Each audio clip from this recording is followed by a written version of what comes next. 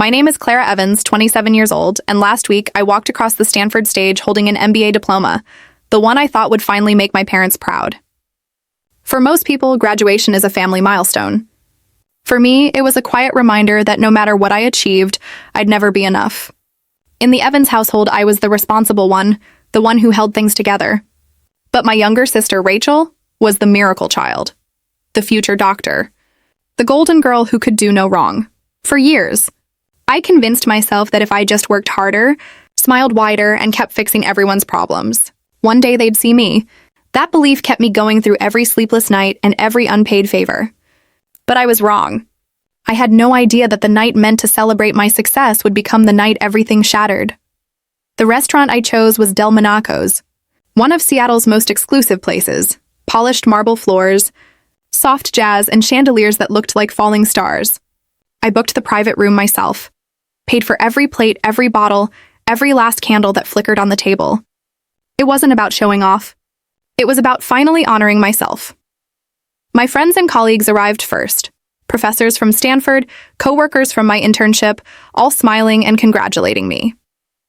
For the first time, I allowed myself to feel proud. Then, fashionably late as always, my parents walked in, Robert and Elaine Evans. They looked like they'd stepped out of a corporate brochure, polished and composed as if they were being honored tonight. They brought no flowers. No card, not even a congratulations. And Rachel? She didn't come. She's on call, my mother said, in that tone that carried both excuse and admiration. As I introduced my parents around, one of my professors smiled warmly and said, "You must be incredibly proud of Clara.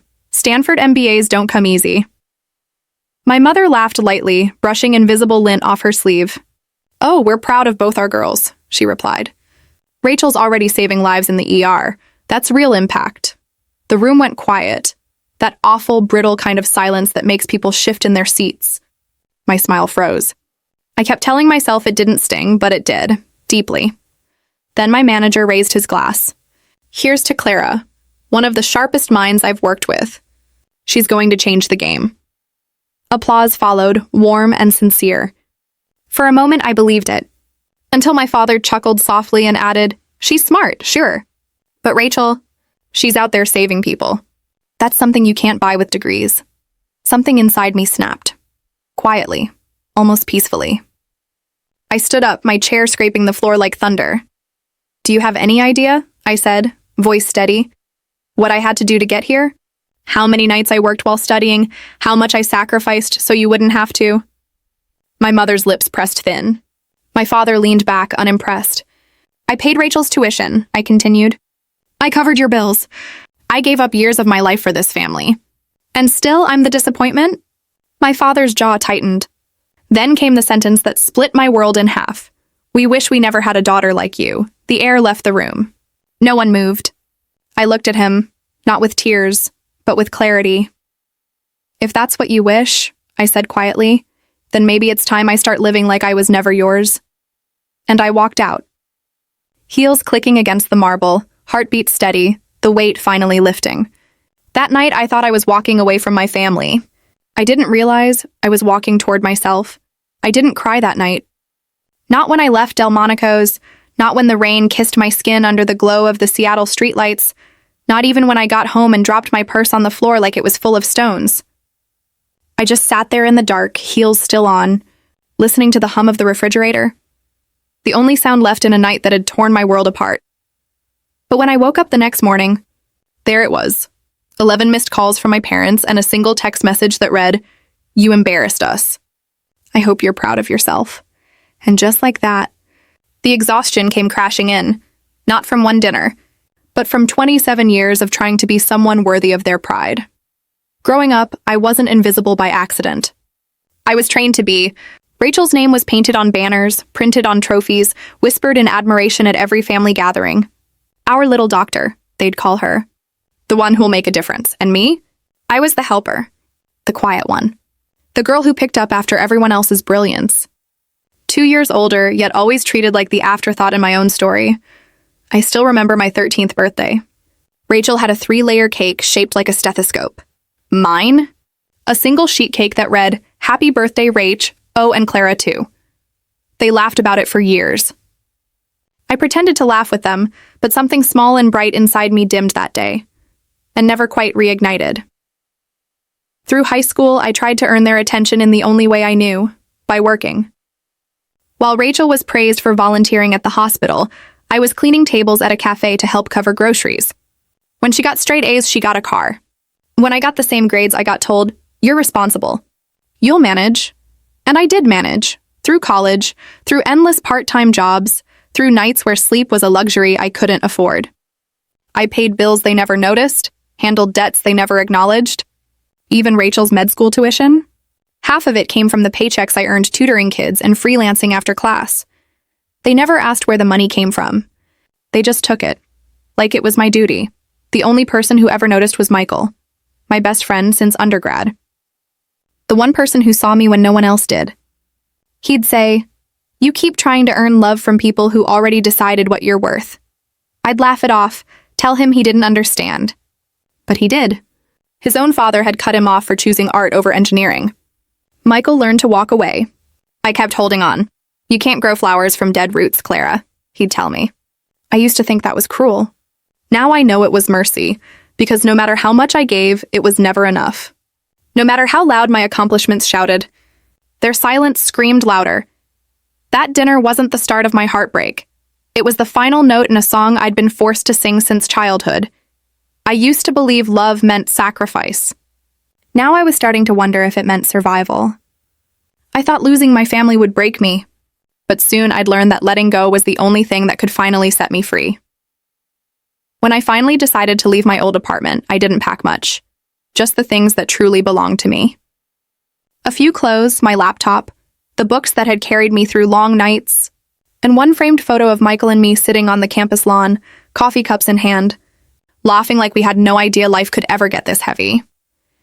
I found a small one-bedroom in Bellevue, quiet, clean, with hardwood floors and big windows overlooking a line of maple trees. It wasn't fancy, but it was mine. For the first time in my life, every corner of a room belonged entirely to me. No expectations, no comparisons, no ghosts from dinners past. The first night, I slept on a mattress on the floor, no bed frame yet, surrounded by unpacked boxes. The silence felt strange, not empty, but new. I kept waiting for the noise, the disapproval, the criticism, the endless, Rachel this, Rachel that. But it never came.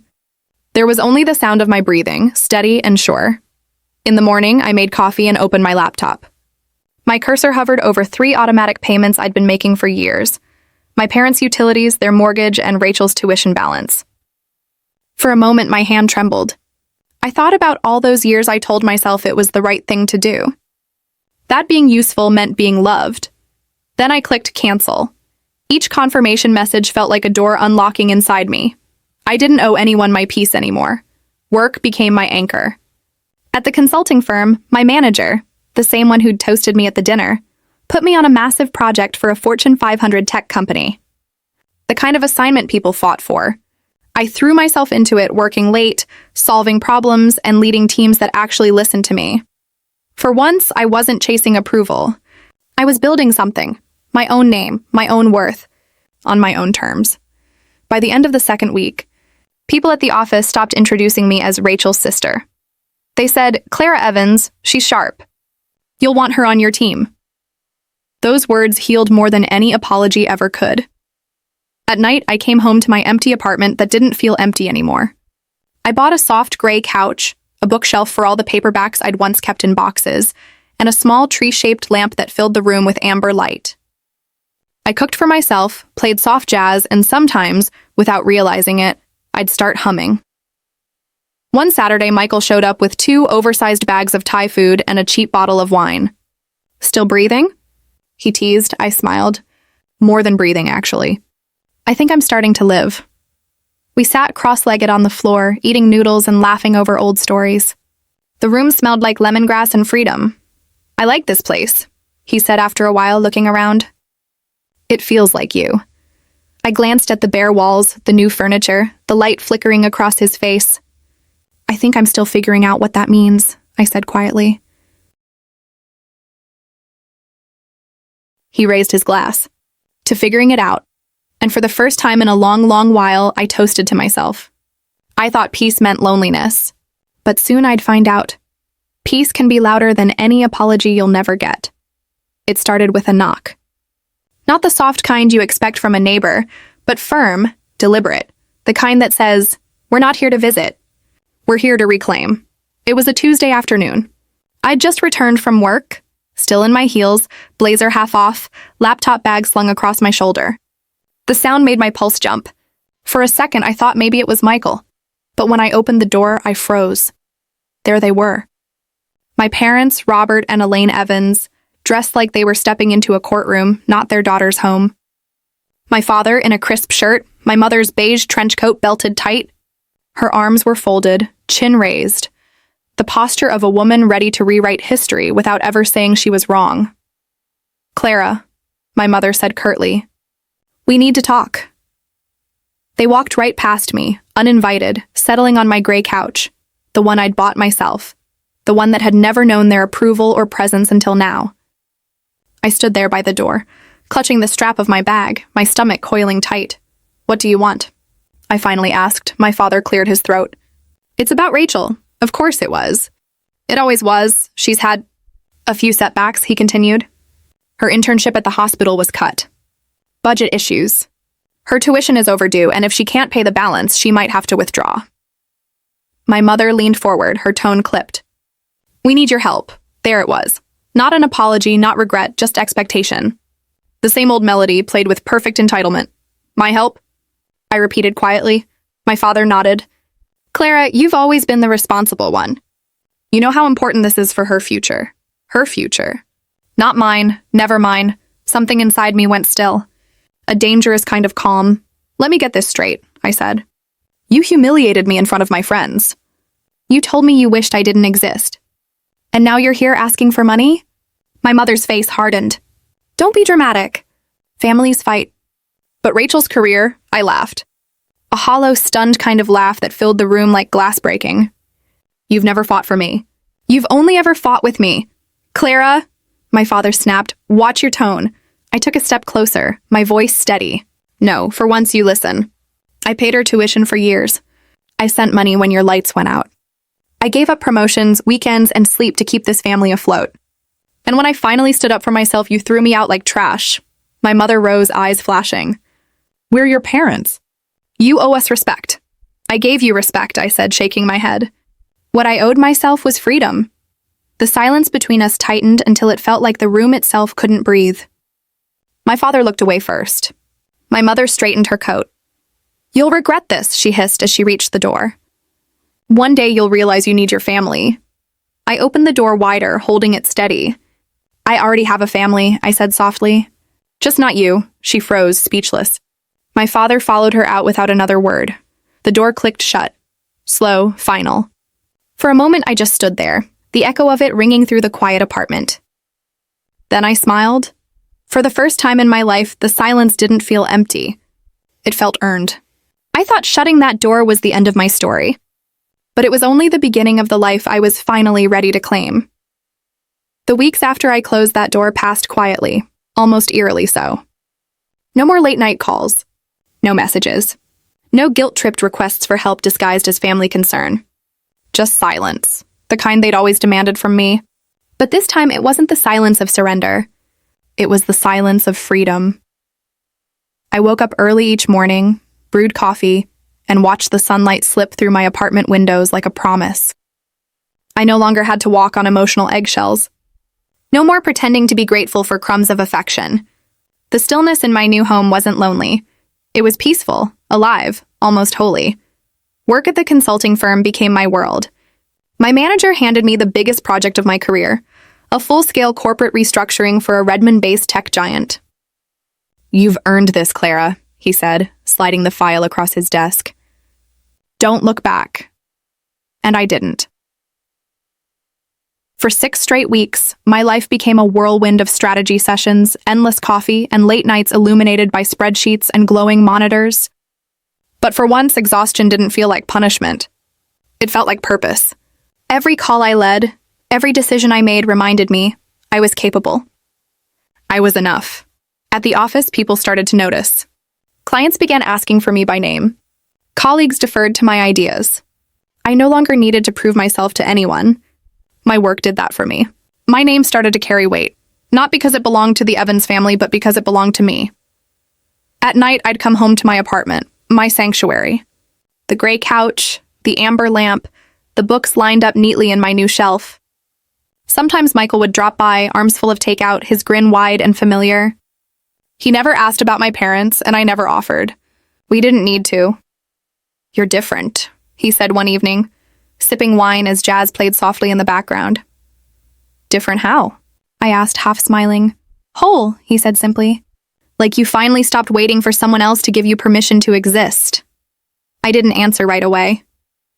I just stared out the window at the Seattle skyline, blinking with 1,000 tiny lights. He was right. Something inside me had shifted. The ache that used to live in my chest had softened into strength. Then came the email that changed everything. Our project had shattered expectations. The client renewed their contract and doubled the budget. A week later, a local business magazine reached out, asking to feature me in an article about leadership and resilience. At first, I hesitated. I wasn't used to being seen. But then I remembered the girl who used to beg to be noticed, and I said yes. The interview went viral within days. The headline read, "Rising Star Clara Evans on Building Strength After Being Overlooked." In the article, I never mentioned my family by name, but I spoke about growing up unseen, about learning to stop chasing approval from those who never offered it. One quote from the piece began circulating everywhere. "You don't have to earn love from people who use it as a weapon." That line changed everything. Comments poured in, strangers thanking me for saying the words they never could. People told me they'd left toxic homes, controlling partners, cruel expectations, because they'd finally realized they didn't have to stay. Michael sent me a screenshot of my quote trending online. His text read, "You started a quiet revolution. Maybe I did. But it wasn't for them. It was for me. I thought silence was what they gave me to punish me. But I was about to discover silence was the loudest power I'd ever hold. The night of the celebration felt nothing like that dinner at Delmonico's. No chandeliers, no polite smiles masking disappointment. This time the lights were warm, the laughter unforced, and every person in that room was someone who had chosen to stand beside me, not because they had to, but because they wanted to. I just signed a long-term leadership contract with the firm, not a favor, not a handout, but something I earned through sleepless nights and grit that no one could take credit for. My small apartment glowed under soft amber lamps. The air smelled like red wine, jasmine candles, and something I hadn't felt in years, belonging. Michael arrived, of course. He came carrying 2 bottles of wine and a ridiculously oversized cheese board that he'd assembled himself. "Don't say I never contribute to your success," he teased as he set it down. "You're ridiculous," I laughed, shaking my head. He raised his glass. "To the girl who built her own empire." Everyone cheered, glasses clinking, music rising softly behind the sound of voices. I looked around the room. My co-workers, a few close friends, people who'd become family in the truest sense. Not bound by blood, but by choice. By respect, no one mentioned Rachel. No one asked about my parents. There were no comparisons, no conditions, just joy. Pure, effortless joy. At one point, Michael leaned over and said, "Look around, Clara. This is the family you built." I felt my throat tighten. "Yeah," I whispered. "The kind that chose me back." Later that night, when the laughter had faded and everyone had gone home, I stood alone on my balcony. The breeze from Puget Sound brushed against my face, cool and steady, carrying the distant hum of the city. Below, Seattle's skyline shimmered, alive, defiant, beautiful. I thought about everything it had taken to get here. The nights I spent convincing myself I wasn't enough. The dinners where my accomplishments vanished under someone else's shadow. The sacrifices I made without ever being thanked. And then I thought of every moment that followed. The night I walked out, the first time I canceled those payments, the first time I woke up without fear of disappointing anyone but myself. Every scar told a story, and every story led me right here. My phone buzzed against the balcony railing. Another message, this one from a stranger who'd read the magazine article. "Your story helped me walk away from a family that never saw me either. Thank you." I smiled through tears I didn't realize were falling. For so long, I thought being unseen was a curse. But maybe it was a gift, a quiet push to build a life where I was finally visible. I turned back inside. The lights were low, the air warm with the scent of melted wax and laughter that still lingered like perfume. On the wall, my framed MBA diploma caught the glow of the candles. I used to think that piece of paper would finally earn me love. But love doesn't come from applause or titles. It comes from freedom. That night, I curled up on my couch, the same one my parents once sat on to ask for more, and whispered softly into the silence, "I'm not the daughter they wanted, but I'm finally mine." Sometimes you don't get the family you deserve. You build it piece by piece from the strength they never saw in you.